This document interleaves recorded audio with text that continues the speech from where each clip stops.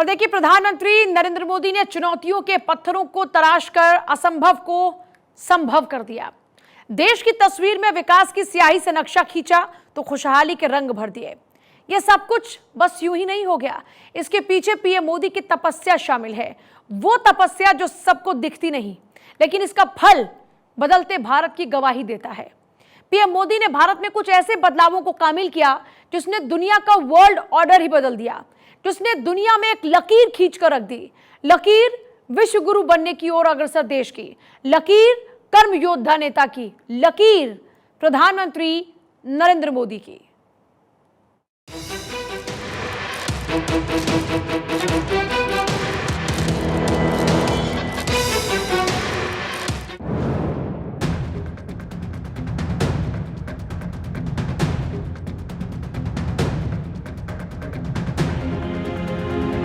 दशक में क्या कुछ नहीं बदल जाता। वक्त बदल जाता है, देश बदल जाता है, कईयों की विचारधाराएं तक बदल जाती हैं। एक दशक में क्या कुछ नहीं बदल जाता। आज समूचा हिंदुस्तान कई बदलावों को महसूस कर रहा है। ये बदलाव बदलते भारत की जीवंत कहानी है। ये बदलाव नए भारत को नए रंग रूप में पेश करते हैं। ये भारत पहले से ज्यादा सशक्त है। भारत दुनिया में पहले से ज्यादा निर्णायक भूमिका में है और इसका श्रेय जाता है प्रधान सेवक को, यानी प्रधानमंत्री नरेंद्र मोदी को।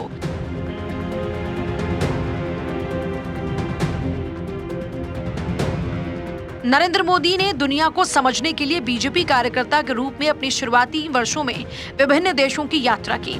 इन अनुभवों ने न केवल उनकी शासन रणनीतियों को समृद्ध किया, बल्कि उन्हें पर्यटन, संस्कृति और विरासत संरक्षण पर नए दृष्टिकोण भी दिए।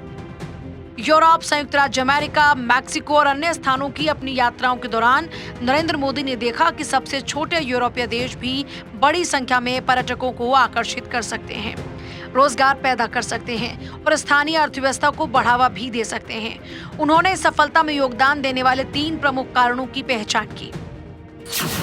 स्वच्छता। पर्यटक स्थलों की स्वच्छता ने टूरिस्ट पर एक सकारात्मक प्रभाव छोड़ा, जिससे उनका समग्र अनुभव बढ़ा।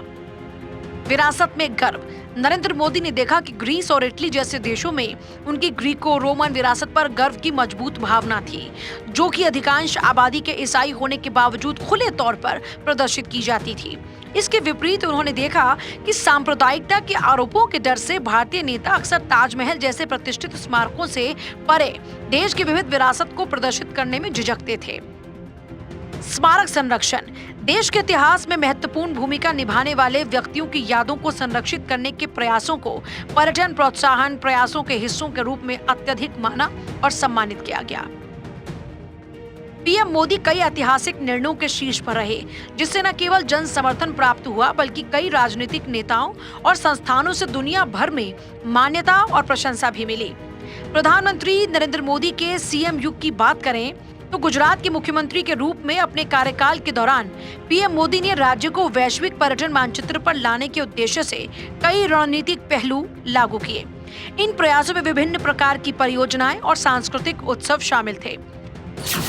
इस दौरान उल्लेखनीय उपलब्धियों में धोलावीरा का विकास, गुजरात में बौद्ध सर्किट का पोषण, प्रतिष्ठित स्टैचू ऑफ यूनिटी की स्थापना, जीवंत रण उत्सव का शुभारंभ, पोरबंदर में गांधी जयंती मनाना, स्थानीय हाटों के माध्यम से कारीगरों का समर्थन करना और भी कई शुरुआत शामिल है। इसके साथ ही गरवी गुजरात अभियान, मोदी ने गरबा महोत्सव, श्यामलाई मंदिर के नवीनीकरण और अंबाजी मंदिर के विकास जैसी पहलों के माध्यम से गुजरात की सांस्कृतिक विरासत को बढ़ावा देने में महत्वपूर्ण भूमिका निभाई। उन्हीं के नेतृत्व में जूनागढ़ में सक्करबाग चिड़ियाघर और श्यामजी कृष्ण वर्मा के सम्मान में क्रांति तीर्थ जैसी परियोजनाएं शुरू हुई। इसके अलावा मोदी ने मकर संक्रांति जैसे त्योहारों को सक्रिय रूप से बढ़ावा दिया और कांकरिया कार्निवल का आयोजन किया। सामूहिक रूप से गुजरात के संपन्न पर्यटन क्षेत्र में इससे योगदान मिला। इन प्रयासों के माध्यम से उन्होंने विरासत को संरक्षित करने, सांस्कृतिक आदान प्रदान को बढ़ावा देने और आर्थिक विकास को बढ़ावा देने के लिए अपनी प्रतिबद्धता प्रदर्शित की।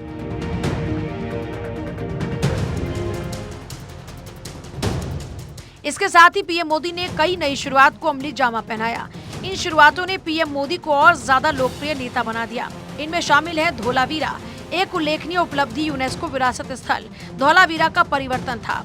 जहां मोदी की दृष्टि साइट से आगे बढ़कर आसपास के बुनियादी ढांचों के विकास, स्थानीय वनस्पतियों और जीवों की सुरक्षा, स्थानीय समुदाय के एकीकरण को भी शामिल करने के लिए थी। रण उत्सव।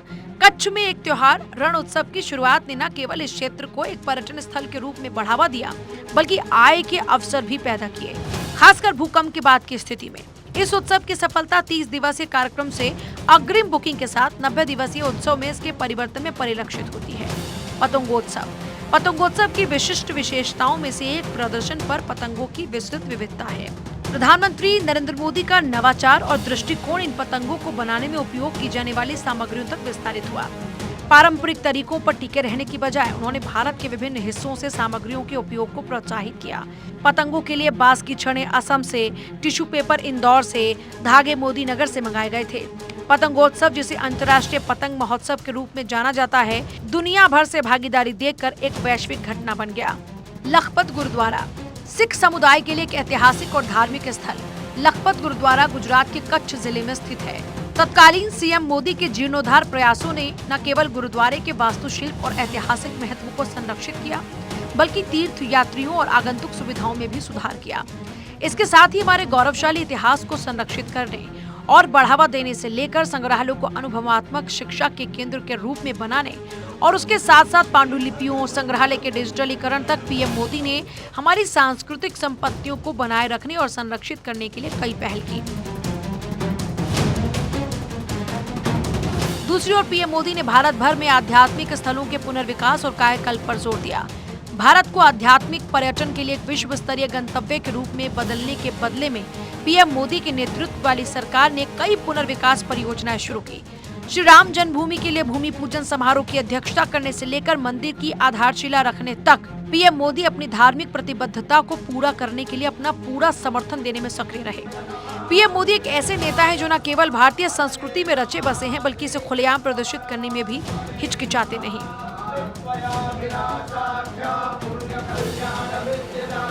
विभिन्न अंतर्राष्ट्रीय नेताओं को उनके द्वारा दिए गए उपहार, जैसे रामायण या गीता की प्रतियां, छोटे कारीगरों द्वारा बनाए गए हस्तशिल्प और भारत के विभिन्न हिस्सों से कढ़ाई वाले वस्त्र इस भावना को स्पष्ट रूप से दर्शाते हैं। आजकल जब विदेशी नेता भारत आते हैं तो उन्हें सिर्फ इधर उधर नहीं ले जाया जाता, उन्हें काशी, अयोध्या, महाबलीपुरम, अमृतसर और ऐसे अन्य सांस्कृतिक रूप से जीवंत स्थानों पर ले जाया जाता है। पीएम मोदी अब देश को नई संसद भी समर्पित कर रहे हैं। नए संसद भवन में सेंगोल रखकर पीएम मोदी ने गर्व के साथ नई संसद को देश को समर्पित किया। नई इमारत भारत की गहन सांस्कृतिक विरासत और समकालीन महत्वाकांक्षाओं का प्रतिनिधित्व करती है। यह हमारी ऐतिहासिक विरासत और लोकतांत्रिक सिद्धांतों का एक शक्तिशाली प्रतीक सम्मानित सेंगोल धारण करता है। Bureau report, Bharat 24।